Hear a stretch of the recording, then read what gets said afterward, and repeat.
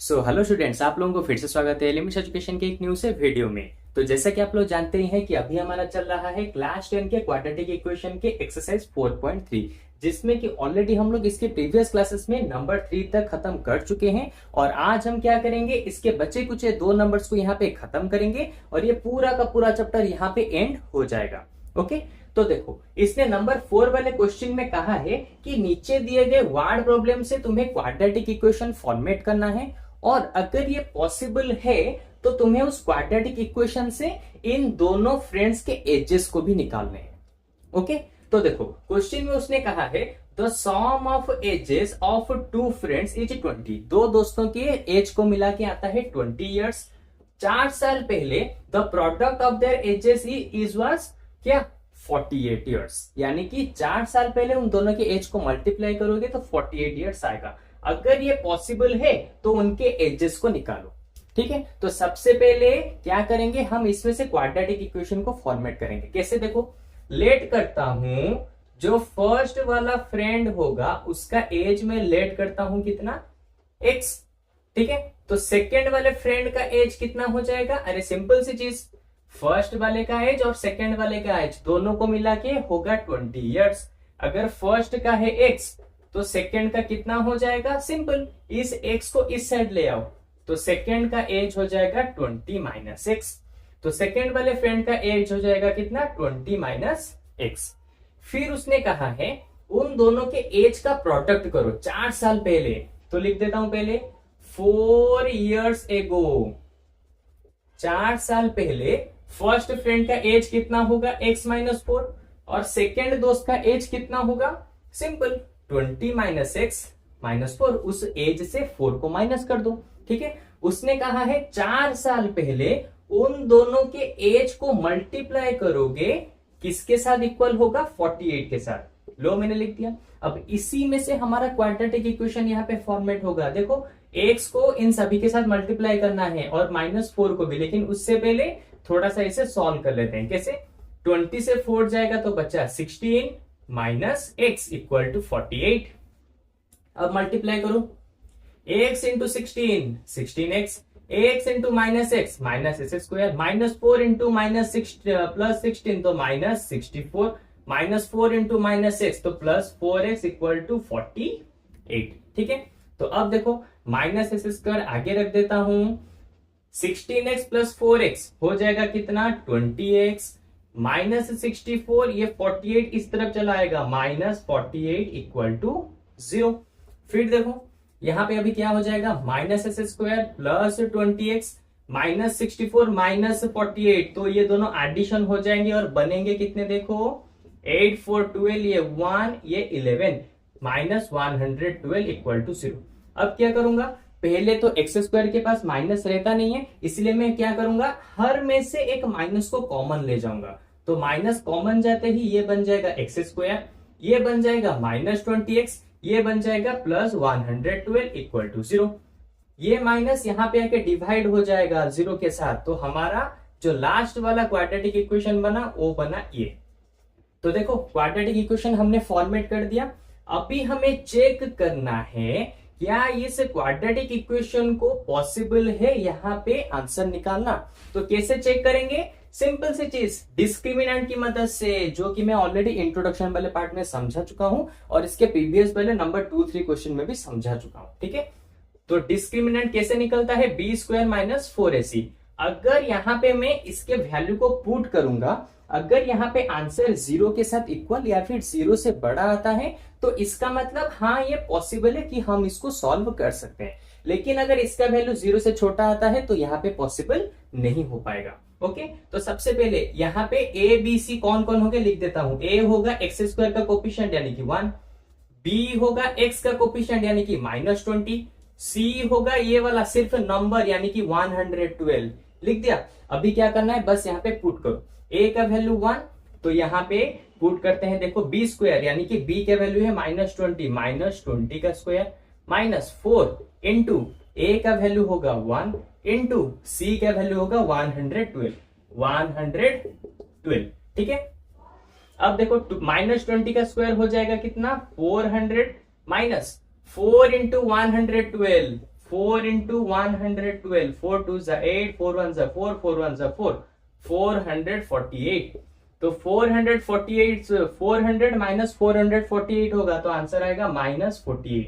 यहाँ पे आंसर 0 से छोटा आया है, लेकिन मैंने तुम्हें पहले से कहा था अगर यहाँ पे आंसर 0 के साथ इक्वल होता या फिर 0 से बड़ा होता तो यहाँ पे आंसर निकल सकता था, लेकिन यहां पर तो निकला है ये वाला डिस्क्रिमिनेंट 0 से छोटा है, तो इसका मतलब ये सिचुएशन पॉसिबल नहीं है। तो मैं यहां पे क्या लिखूंगा, they are not possible equal roots, ठीक है, या फिर ऐसे भी लिख सकते हो, ठीक है, they have no real roots, इसके कोई भी रियल रूट्स यानी कि एक्चुअल में इसके आंसर नहीं निकलेंगे, ठीक है। तो देयरफॉर क्या लिखना है, the following situation is not possible, the following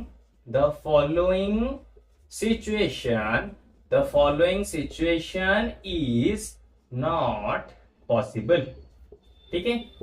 तो लो, इस तरह से हमारा नंबर 4 वाला आंसर यहाँ पे निकल चुका है। ओके, बहुत ही सिंपल सा क्वेश्चन था।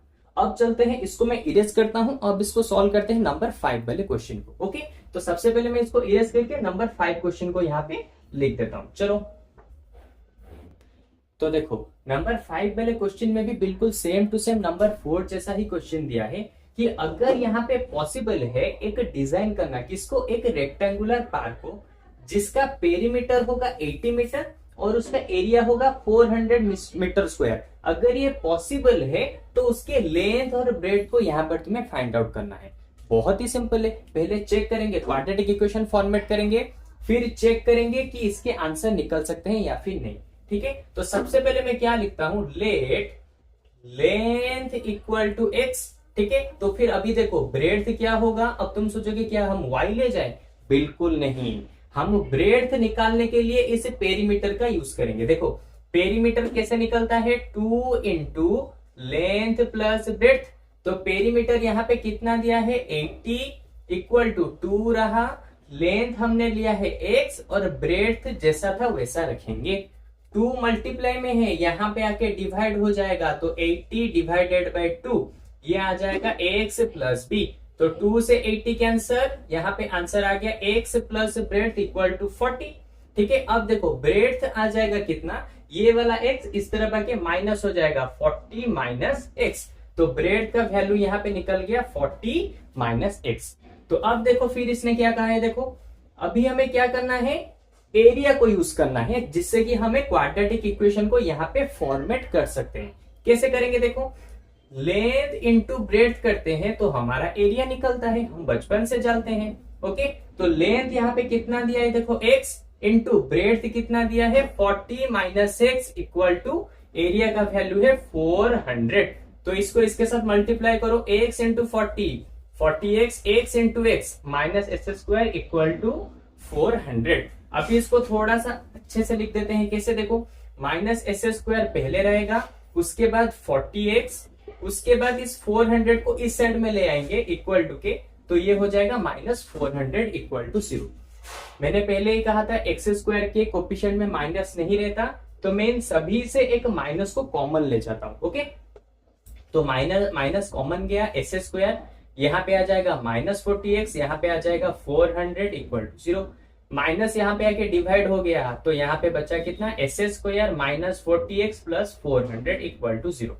तो अभी हमें चेक करना है कि क्या ये पॉसिबल होगा इससे आंसर निकालना, तो कैसे चेक करेंगे, d equal to b square minus 4ac, तो देखो यहाँ पे a कौन होगा, मैं डायरेक्ट लिख देता हूँ, b स्क्वायर यानी कि -40 का स्क्वायर, क्योंकि x के कोफिशिएंट को कहा जाता है b, -40 का स्क्वायर माइनस 4 इंटू a का वैल्यू होगा कितना, x स्क्वायर का कोफिशिएंट यानी कि 1, c का वैल्यू होगा कितना, सिर्फ नंबर यानी कि 40, -40 का होल स्क्वायर, तो माइनस का स्क्वायर हो जाएगा प्लस 40 का स्क्वायर हो जाएगा 1600, ठीक है। फिर देखो फिर क्या आएगा हमारा, -40 इंटू 4, 16, 4 4 जा 16, तो ये आ जाएगा कितना 1600, ठीक है।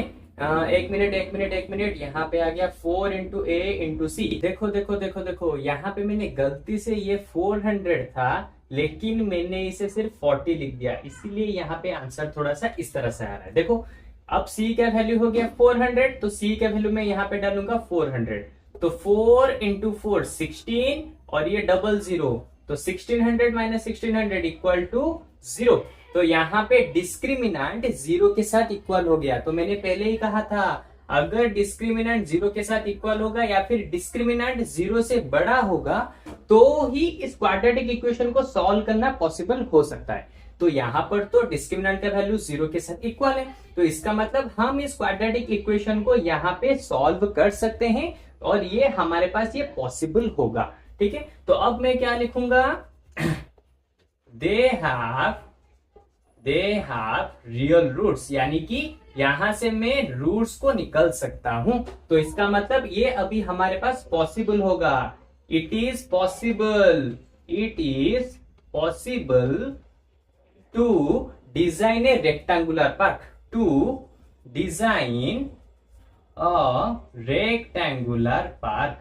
ठीक है, ये हो गया। अभी हमें क्या करना है, बस इसको यहाँ पे हमें सॉल्व करना है इस वाले को, और यहाँ से रूट्स को निकालने हैं। तो कैसे निकालेंगे, देखो हमें x का फॉर्मूला क्या दिया है, minus b plus minus root over का डी डिवाइडेड बाय 2a।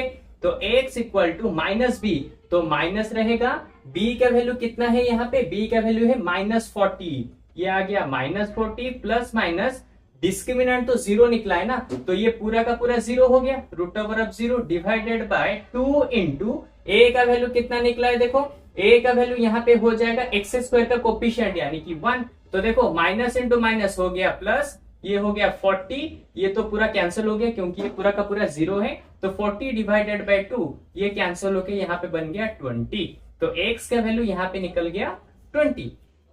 तो इसका मतलब हमारा लेंथ कितना निकला, लेंथ हमारा निकला है x यानी कि 20, और ब्रेड्थ हमारा निकला है कितना, ब्रेड्थ हमने लिया था 40 माइनस एक्स यानी कि 40 माइनस एक्स यानी कि 40 माइनस 20 यानी कि ये हो जाएगा 20।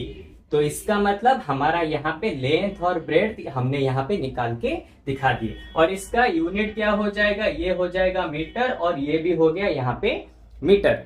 तो लो इस तरह से हमारा नंबर 5 क्वेश्चन भी यहाँ पे खत्म हो गया।